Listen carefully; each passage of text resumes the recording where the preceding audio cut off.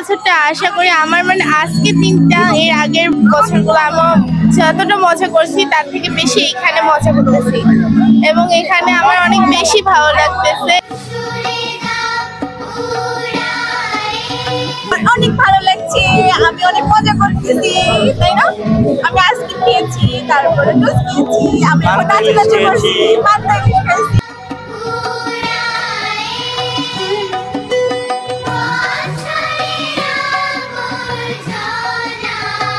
অনুভূতিটা অবশ্যই ভালো, যেহেতু নতুন বছর, চারিদিকটা সুন্দর করে সাজানো, তারপর গাছে গাছে নতুন পাতা সুন্দর করে সবাই সাজিয়েছে নিজের মন প্রাণ দিয়ে, ইচ্ছা মতো সবাই নিজের মতো করে নিজের প্রতিভা দেখাচ্ছে, গান গাচ্ছে, নাচ করছে, অবশ্যই ভালো লাগছে।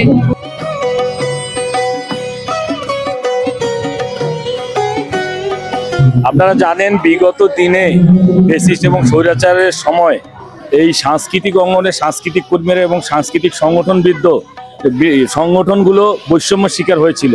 দেখা গিয়েছে তাদের শুধু পছন্দ মতো সাংস্কৃতিক কর্মী বা সংগঠন ছাড়া সাধারণ যারা সাংস্কৃতিক কর্মী বা সংগঠন তাদেরকে কখনো প্রোগ্রাম করতে দেওয়া হয়নি।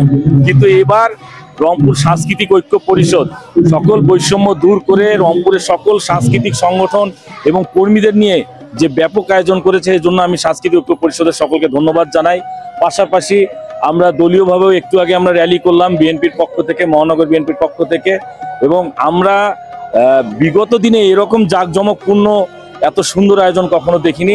আমরা আশা প্রকাশ করি সামনে বৈষম্যহীন বাংলাদেশ, সকলে কাঁধে কাঁধ মিলে একসাথে নতুন বাংলাদেশ গড়ব।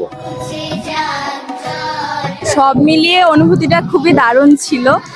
আর এটা হচ্ছে আমার বাংলার একটা সংস্কৃতির অংশ, তো তাই নববর্ষের দিনে এই সাজ আর মানে আমাদের এইটার শোভাযাত্রার জন্যই ছিল মূলত।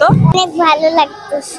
নতুন বছরে ঘিরে সবার সঙ্গে ভালোভাবে থাকতে চাই, যেন দুঃখ ছাড়াই সবার সাথে ভালোভাবে থাকতে চাই, সবসময় সবার সাথে থাকতে চাই। মেইনলি আমরা কালচারাল একটা আমাদের কাছে, সো এটার অনেক অনেক ধরনের যে যার মতো আর কি এটাকে সেলিব্রেট করে।